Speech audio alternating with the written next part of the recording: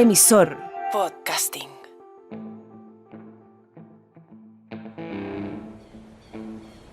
Hacia el fin de la primavera del año 1984, aparecen en una poco conocida ribera del río Mapocho unas bolsas, en un sector de la localidad de El Monte.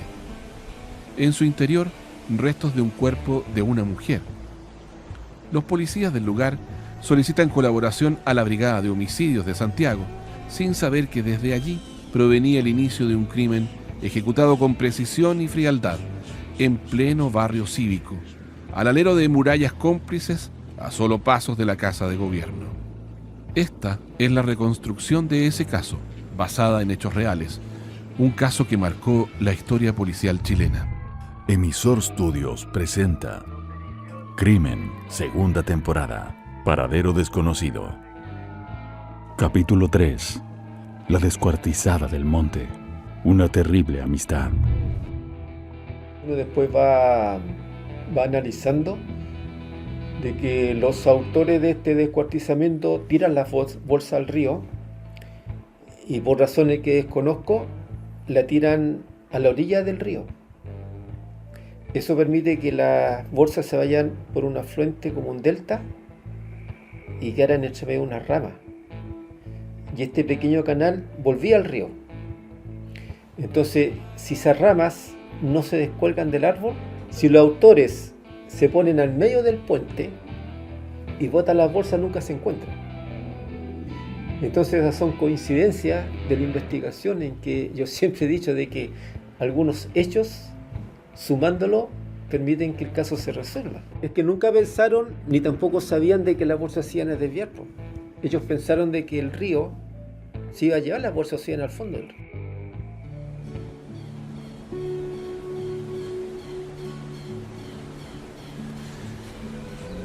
Las tardes de primavera son tibias en el monte.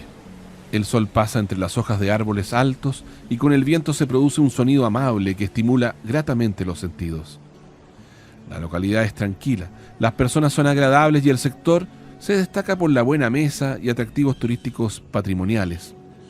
El monte está ubicado a pocos kilómetros de Santiago y recibe los últimos toques del río Mapocho, antes de que éste desemboque en el río Maipo. Estamos a mediados de los 80. Suenan en las radios de los restaurantes y las tiendas los hits anglo de música pop ochentera, así como también melosos ritmos de las canciones de amor en español. Hola, bienvenidos a nuestro primer programa de Más Música.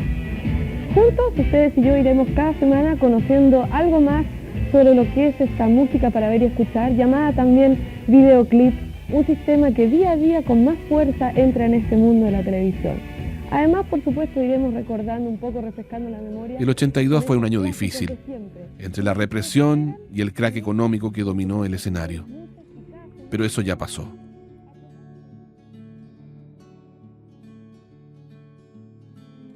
El 2 de diciembre de 1984, un grupo de scout de la localidad va camino por una de las riberas de lo que llega del río Mapocho hasta el monte.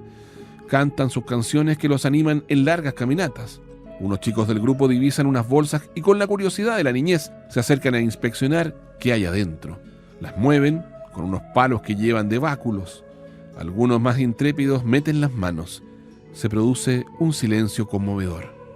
Llaman al jefe del grupo y él acude rápido, alertado por los tonos agudos de las voces de los niños. Las bolsas están abiertas.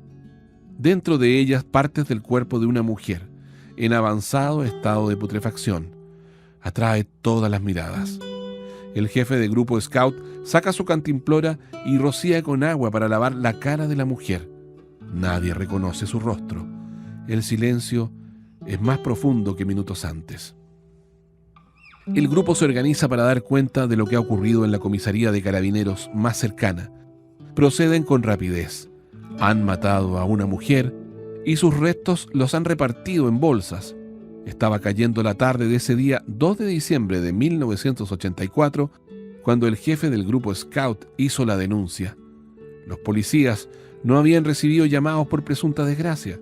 Se dirigieron al lugar a hacer una inspección ocular y a levantar las bolsas.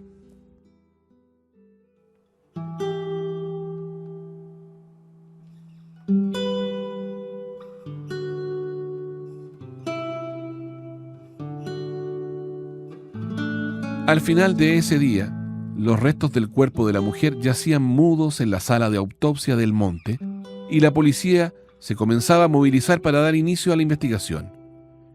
¿Cuál era la identidad del cuerpo? ¿De dónde provenía? ¿Quién o quiénes lo habían dejado allí? Las manos se habían conservado en buen estado. Las uñas permanecían con esmalte rojo, los que la ayudarían a establecer la identidad de esta mujer. Solo quedaba esperar los resultados del peritaje. A pesar de tener las 10 impresiones de las manos, se estaba tomando más tiempo de lo normal.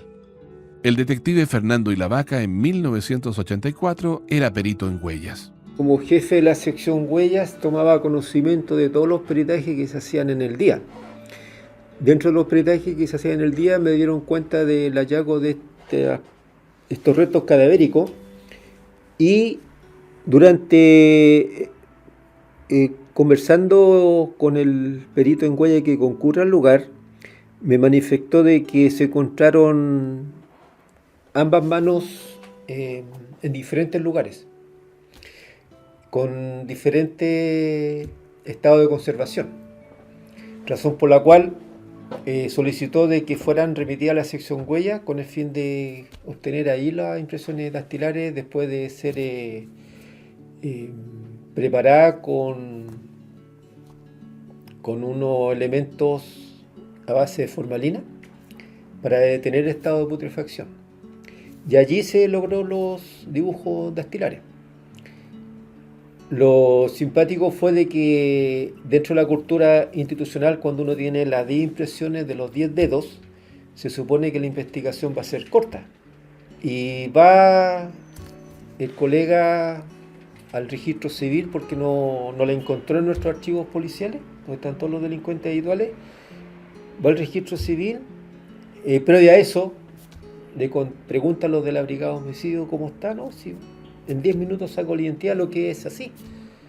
Y va al registro civil y vuelve sin resultado. Entonces, en la noche, me llama el jefe de la BH y me dice, oye, ¿qué pasó con este caso? Tu colega dijo que lo iba a sacar de inmediato. Le dije, bueno, nos salió, vamos a revisar la clasificación. Pero yo paralelamente tenía otros casos que me estaban dando cuenta, si no era solamente el caso, sino más o menos son 10 casos diarios que salen en la sección huella, entonces es un caso más. Relevante sí, pero un caso más. Viene el segundo día, va este colega con 2 colegas más a revisar y no lo encuentra. Mediodía me llama el jefe de la región metropolitana. A todo esto uno dice, revisen todo nuevo y empiecen de cero. ¿Qué pasó? Bueno, hay 2 alternativas. O nunca ha sacado cédula de identidad, o es una extranjera. Y en la noche me llama de la dirección, el director. Me dice, mañana voy a recibir unos periodistas, van a preguntar sobre este caso, así que tenga resultados luego. Sí, señor, y se cortó la comunicación. Y eso era todo.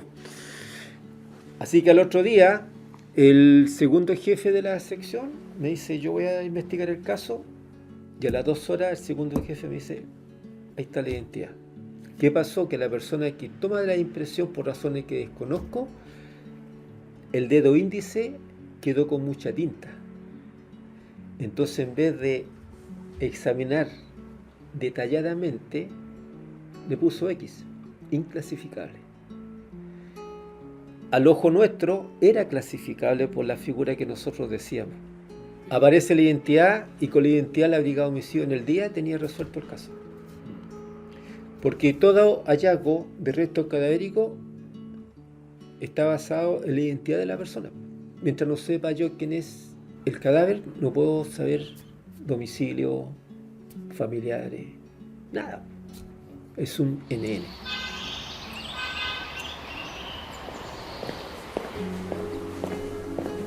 El hito del barrio cívico de Santiago es La Moneda, casa de gobierno. Su frontis mira hacia el Paseo Bulnes, que en la década de los 80 tenía a militares silenciosos apostados como gárgolas en los edificios emblemáticos de Orgánica Pública. Paseo de oficinistas, estudiantes, escolares y universitarios, ciudadanos en un rumor de trámites, constituyen hasta el día de hoy un tránsito desde un punto a otro en el Gran Santiago. Altas puertas fachadas que miran silenciosas al paseo, conducentes a un interior con pisos de cerámicas frías, de diseño en blanco y negro, Pasillos frescos en verano, pero demasiado fríos en invierno, custodiados por puertas que llevan a discretas oficinas que albergan todo un mundo dentro suyo. Escritorios, papeles, una secretaria atendiendo llamadas telefónicas, música suave, murallas de alguna reproducción de arte ochentero, fondos negros con flores en tonos nacarados. Entrar allí es ingresar en un mutismo que protege de los ruidos del exterior, de las miradas ajenas y curiosas. Una de esas oficinas fue la elegida por dos sujetos que planeaban hacer dinero ofreciendo servicios médicos. Avenida Bulnes, número 80, oficina 67, sería la dirección que, boca a boca, circularía por mujeres trabajadoras de la noche santiaguina. Se funda así la Clínica Nacional, especializada en ofrecer consultas por enfermedades venéreas y dar el pretendido carné sanitario. Ese es el negocio, oculto, inexplicable, pues solo los centros de salud públicos pueden dar el carné para trabajadoras sexuales. Los dueños se presentaban como el Dr. Hot y el Dr. Altamirano, socios a la vez con el Dr. Bravo. Como director del centro médico asume Altamirano y al tiempo se integra a un psicólogo experto en hipnosis y quería también de arsenalero, el Dr. Pino, un exfuncionario de las Fuerzas Armadas. Certificados de sus títulos adornan las paredes de sus oficinas. Las fichas archivadas en la recepción de la Clínica Nacional eran de 1.400 mujeres. 400 aproximadamente consultaban al mes, con días extenuantes que marcaban casi 30 consultas. Todas llegaban dateadas por alguna conocida que había asistido antes. Sin embargo, no sabían que entre los doctores a cargo, algunos podían firmar los documentos, otros no tenían estudios de medicina. Esa era la sociedad entre los dueños.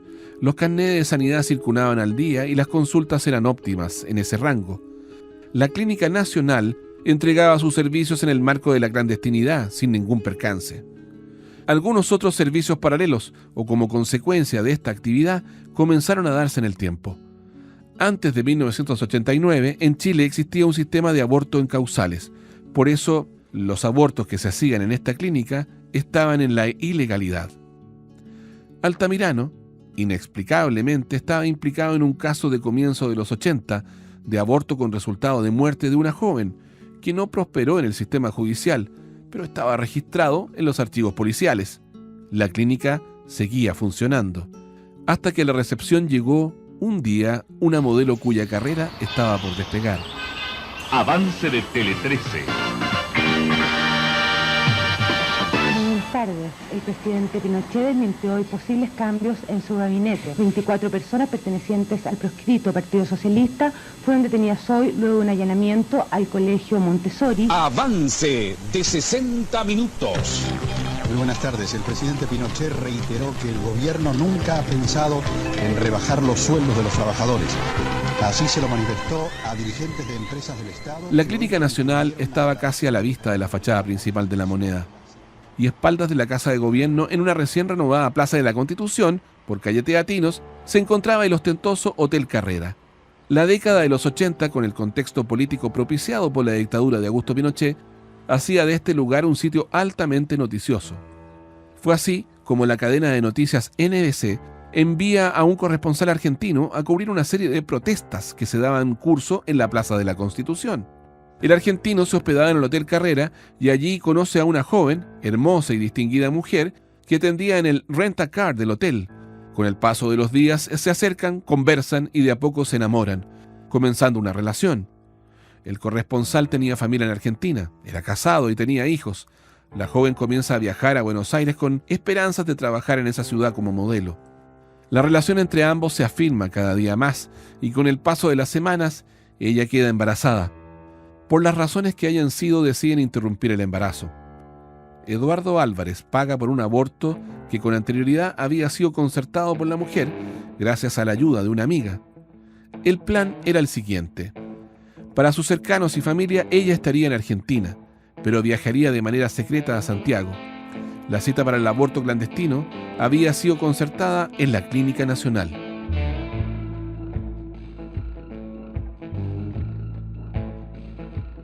Patricia Pérez Pinochet se internó allí el día 22 de noviembre de 1984.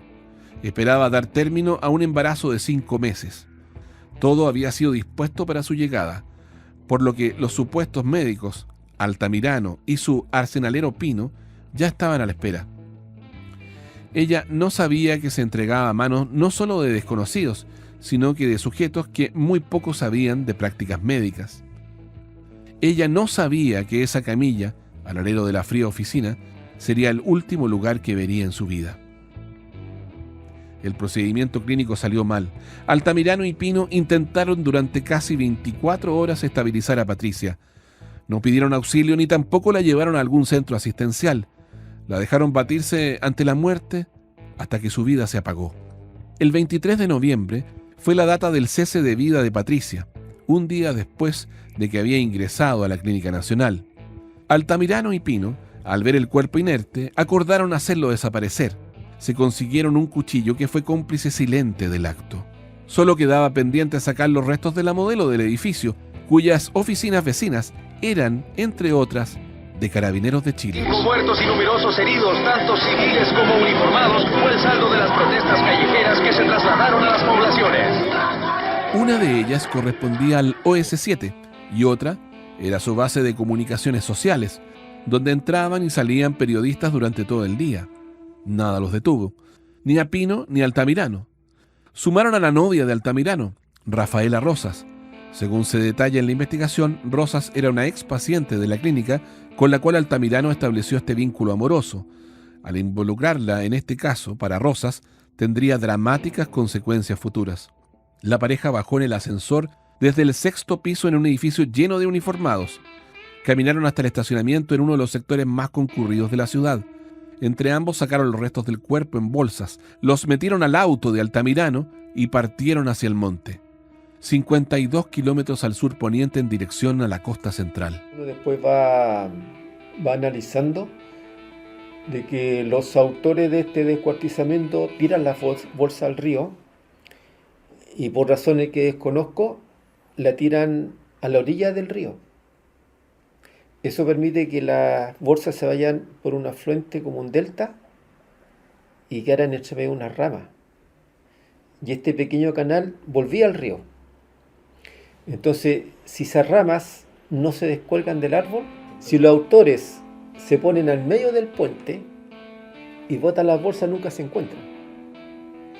Entonces, esas son coincidencias de la investigación en que yo siempre he dicho de que algunos hechos, sumándolo, permiten que el caso se resuelva. Es que nunca pensaron, ni tampoco sabían de que las bolsas se iban a desviar. Ellos pensaron de que el río se iba a llevar las bolsas, se iban al fondo del río. El detective Fernando Ilavaca recuerda algunos asuntos centrales del caso. No sabían que Patricia tenía, para sus amigos y familia, como último paradero Buenos Aires, pero de todos modos, idearon que si algo salía mal en su plan, la policía se confundiera y pensara que ella no estaba en Santiago. Necesitaban evidencias y las crearon. La novia de Altamirano viajó hacia Mendoza por tierra, con una identidad falsa de Patricia Pérez Pinochet. Rafaela Rosas regresaría con su propia identidad. No fue necesaria esa planificada línea de desorientación para la policía. La pericia en huellas tuvo un final certero y lograron dar con la identificación del cuerpo. Los restos encontrados en el monte correspondían a Patricia Pérez Pinochet, chilena, modelo de 24 años. Todavía podemos ver registros de su trabajo en modelaje en fotos y videos de la época. Existen varias teorías sobre el hallazgo de los restos de Patricia Pérez Pinochet. Expertos de la policía mencionan que los culpables los enterraron a poca profundidad, acción que posteriormente se iría en su contra, ya que la putrefacción natural del cuerpo habría llamado la atención de animales del campo, los que habrían rastreado y descubierto el cuerpo. Lugareños creen que los sujetos arrojaron las bolsas con los restos del cuerpo al río y una crecida, comunes en aquellos años, habría hecho que las bolsas circularan por la orilla y luego quedaran atrapadas por las ramas de los arbustos. El encuentro de las partes de su cuerpo la amparó del olvido. La prensa llamó a los culpables los socios de la muerte. Todos los implicados cumplieron su condena. Si bien se pierde el rastro de algunos, otros continúan trabajando, tratando de olvidar este caso, rearmando sus vidas. Salvo uno, José Manuel Altamirano. Ha comenzado a temblar y la luz se ha cortado. El hallazgo de 3 cadáveres correspondientes al sexo masculino se realizó alrededor de las 13:30 horas. ¿Te supo las identidades? ¿El carabinero les dijo algo, no? ¿Que a quiénes corresponderían? A los profesores parece que eran 2, el otro no saben quién es. En el largo proceso judicial desde 1985, entre prisiones preventivas y largas demoras, llega el año 1987. Altamirano quedó inesperadamente libre con medidas cautelares simples, esperando el juicio. En ese momento, escapó del país. El miércoles 12 de diciembre de 1985, el diario La Prensa de Curicó titula "Aclarado espeluznante caso de hermosa modelo", aludiendo a la muerte ocurrida en la clínica del doctor José Manuel Altamirano Vallejos, en la capital. El médico resulta ser molinense, hijo del pastor evangélico de esta ciudad. Altamirano no era facultativo.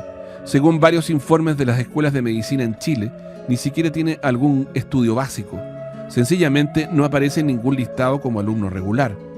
Sus diplomas colgados en la oficina de la Clínica Nacional eran de la supuesta participación en varios congresos y seminarios, un montaje perfecto para cualquiera que viera una pared llena de diplomas con escudos universitarios. Adoptó el personaje y encontró un oficio: hacerse pasar por médico. Tiempo después se sabría que estaba en Paraguay. Desde 1987, según informes posteriores, Altamirano consiguió un trabajo en los organismos de salud paraguayos como médico a cargo de un área de salud estatal. Paraguay en ese momento se encuentra bajo la dictadura de Alfredo Stroessner. Pero cambiaría la mano. Mientras era buscado en Chile, en Paraguay, llegaría la Noche de la Candelaria, el golpe de Estado con el que el general Rodríguez, el 2 de febrero de 1989, toma el poder y comienza el proceso de retorno a la democracia.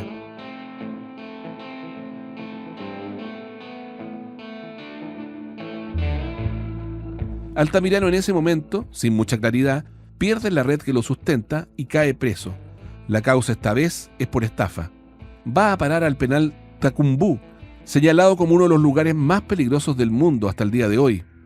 Emplazado al costado del río Paraná con un calor infernal. En febrero del 2021 se lee en la prensa internacional: una protesta de cientos de reclusos armados con cuchillos comenzó con el secuestro de 19 guardias y terminó con una masacre y la intermediación de la ministra de Justicia de Paraguay. Cientos de internos del penal que alberga a el doble de prisioneros de los que debería. La entrada de las fuerzas antidisturbios retomó el control de la cárcel y confirmó los estragos del suceso. Al menos 7 muertos, 3 de ellos por decapitación. Tacumbú es una de las cárceles que son señaladas por la justicia internacional como controladores de carteles de narcotráfico. La zona de la frontera entre Paraguay y Brasil es un territorio peligroso. Una ciudad doble en el límite mismo, unida por la misma calle que avanza por la línea fronteriza. Punta Porá del lado norte, en el Mato Grosso de Brasil, y al sur, la ciudad de Pedro Juan Caballero, en la zona paraguaya. Se habla mucho de los carteles de droga en México o Colombia, pero este es un territorio salvaje en pleno Amazonas, aquí en Sudamérica. Pido por favor que te cuides, Santiago. Todavía querés que me cuide. Cargó el asesinato del periodista Pablo Medina. Hay 2 clases de muerte. Una es la muerte material. Fue acribillado por sicarios en la vía pública, precisamente en el Día del Periodista en 1991. Violencia contra periodistas. La libertad de expresión bajo fuego. 19 periodistas han sido asesinados en Paraguay entre 1991 y 2020. Solo 2 condenas. Efectivamente, el señor recibió 12 impactos de bala. El impacto que causó la muerte recibió a la altura de la cabeza. Todos los disparos, refiere el forense, de que se hicieron de la parte de hacia atrás del señor, o sea, por las espaldas. Decenas de periodistas amenazados y 19 asesinados desde 1991. A comienzos del 2020 fue asesinado el periodista brasileño Leo Vera. Unos sicarios lo balearon en su casa a metros de su familia. Conocido por su trabajo de investigación sobre corrupción, tráfico de drogas, armas y contrabando de tabaco en la zona. El asesinato fue planeado, según se especula, por bandas brasiguayas, como se hacen llamar en ese lugar, en que no hay aduana ni control entre los países, coordinado desde el penal de Tacumbú, según se especula. Desde ahí, en 1992, Altamirano fue ubicado por la policía chilena en esa cárcel. Se procesó su extradición y fue deportado. El homicidio de la modelo Patricia Pérez Pinochet, del que se declaró inocente. El cercenamiento yo no tengo nada que ver, y el oficial mayor Octavio Pino fue el que realmente a la chica le hizo la incisión. ¿Es médico realmente? Sí, yo traigo todos los papeles en regla. Yo estudié en la facultad acá y en Paraguay estuve en el hospital de clínica. No, en Chile lo y acá en la facultad en la Chile. Acá tengo mis papeles, en el tribunal están todos los papeles. Es imposible saber los nexos que Altamirano armó en su estadía en Paraguay.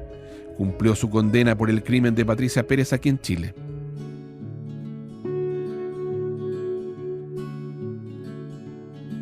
En los años 90 es entrevistado por el periodista Carlos Pinto para el programa Mea Culpa.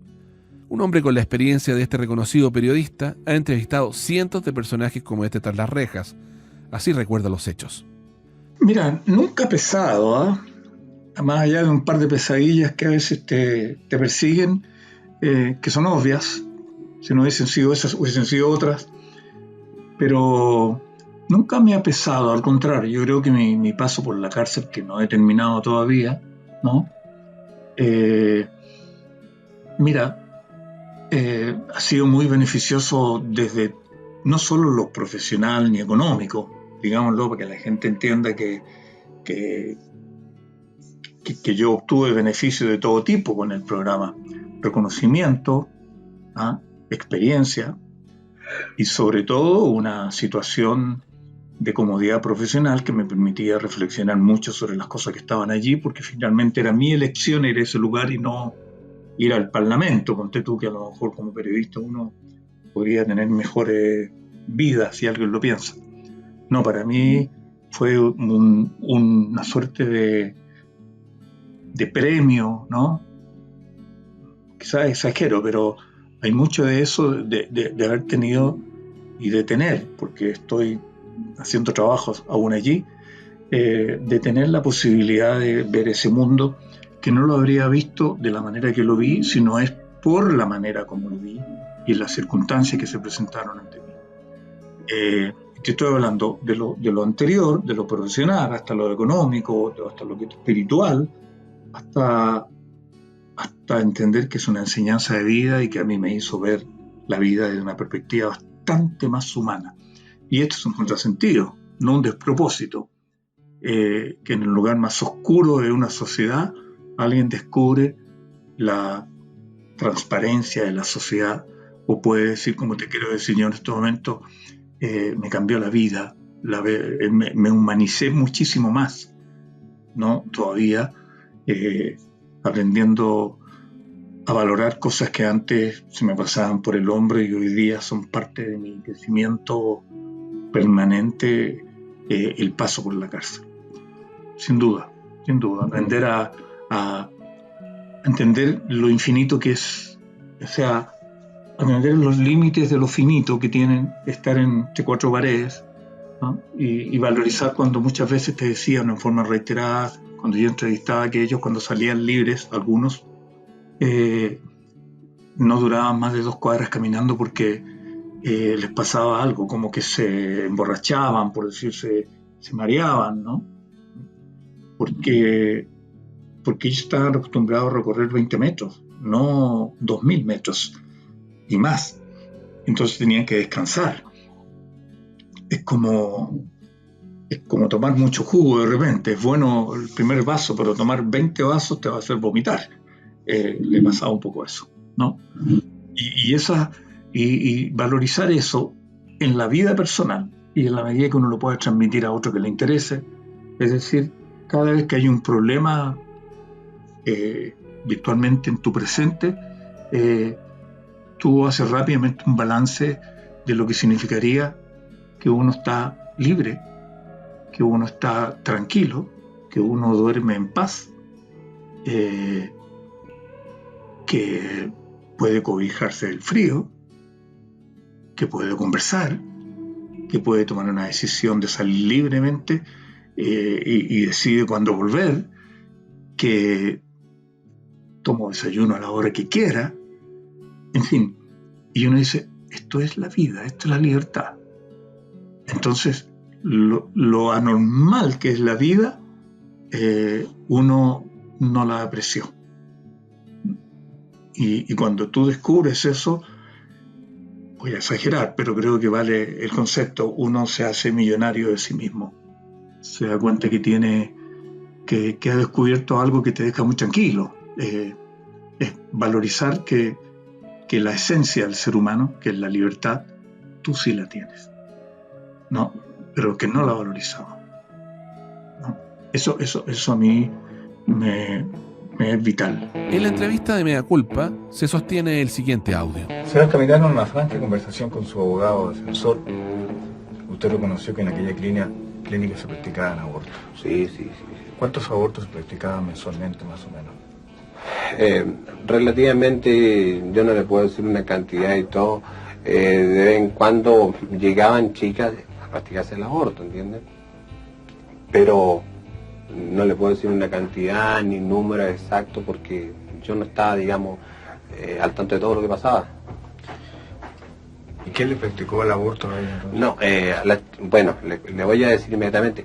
Yo, para cerciorarme bien que la chica presentaba algún aborto, todo, yo puse el espéculo, ¿entiendes? Puse el espéculo, la examiné y vi que había nomás solamente un sangrado, nada más, pero en ningún momento su abdomen me decía algo que era un embarazo de 4 meses, ¿no? Inclusive su cuello de útero se veía que estaba inclusive cerrado, no había cuello de útero dilatado, ¿entiendes? Entonces por eso no, le digo yo en sí, no le puedo llamar el aborto y la chica murió. Eso fue en sí todo lo que pasó. La chica llega y, como le vuelvo a repetir, ¿entiendes? Hizo un paro miocárdico, en el cual yo la ayudé y la saqué de su paro miocárdico. ¿Por qué usted no tuvo ni un pequeñito grado de humanidad y llegó a un centro asistencial a Patricia Pérez cuando comprobó la gravedad de su estado? Bueno, ¿por qué? Explíquemelo. Yo le explico, porque en ese momento, ya en el segundo paro miocárdico, llegó el doctor Hot y la atendimos juntos todos, él y otros colegas que estaban ahí. Y yo le ayudé, inclusive me dijeron, pásame adrenalina, ¿entiendes? Pásame una jeringa, todo, le ayudé a ellos. Entonces, para ellos supuestamente no era necesario inmediatamente llevarla, digamos, a un centro médico, digamos, o a la posta central, a otro lugar, donde estuviera, digamos, los equipos necesarios. Y me dice él, vamos a sacar esta urgencia. Y bueno, fue tanto, digamos, que en el segundo paro miocárdico se vuelve a sobrevivir la chica. Y de sobrevivir el tercer, y que ahí ya no pudo más, ya no había tiempo. Y yo fui uno de los tantos que yo le dije, este caso hay que realmente denunciarlo. ¿Y por qué tiene que ser ella quien la acompaña, que supuestamente no tiene nada que ver en este asunto? Bueno, como le digo ya, la orden venía así para poder que yo acompañara a Rafaela y la llevara donde me indicara mejor. Y yo, como nunca me había visto envuelto en este caso, bueno, yo presté mi auto, me fui en mi auto y todo, y ese día yo tenía que viajar a las 9:30 de la mañana, era un día sábado al sur de Chile, tenía que viajar yo. Y fui y le dije, mira Rafaela, yo voy muy mal, le dije, con este tema que hay que hacer eso. Pero yo no vi, le digo yo esto, se lo digo así con la mano bien puesta en mi corazón, ¿entiendes? Y no puedo mentir ante Jesús. No vi yo en qué estado y el cuerpo, ¿entiendes? Pero yo le quiero preguntar honestamente, señor Altamirano, ¿usted se siente arrepentido por lo que hizo? Bueno, usted me dice si yo me siento arrepentido por lo que hice. Lo que le puedo decir a usted como persona y a Jesús, que el único que realmente no le puedo mentir, yo no me puedo sentir arrepentido de algo que yo no realicé, un homicidio que yo no realicé y un cercenamiento que no realicé, que fueron otras personas y que me vi involucrado yo como cómplice y por haber atendido en primera instancia cuando llegó la señorita Jimena Olmedo Pérez. Y usted se debe preguntar por qué le digo yo Jimena Olmedo Pérez, porque yo le conocí, su carnet decía Jimena Olmedo Pérez. ¿Qué sabía yo si era Patricia Pérez Pinochet? Que después vine a saber yo que era Patricia Pérez Pinochet. Entonces, ¿de qué me puedo yo arrepentir, señor Pinto? Y esto se lo digo en su programa y para toda la, digamos, teleaudiencia, de que yo jamás he matado a nadie ni he cercenado a nadie. José Manuel Altamirano cumplió su condena. El año 2000, con beneficios de libertad vigilada, fue señalado como el cabecilla de una banda de estafadores por un monto de cerca de 1.000 millones de pesos a varias instituciones del mercado financiero chileno.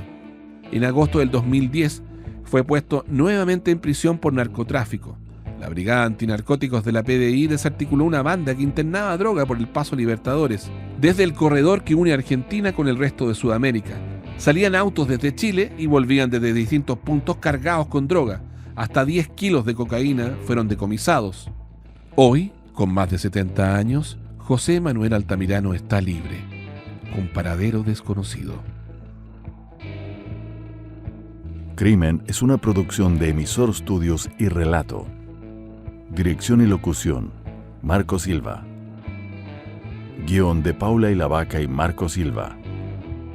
Producción, Sergio Fortuño, Paula y la Vaca y Marco Silva. Música, Juan Ignacio Ramos. Edición, Sergio Fortuño. Archivo de prensa de Canal 13. Gracias a Fernando y la Vaca, Carlos Pinto y a los expertos y especialistas entrevistados para este programa. Todos los derechos reservados.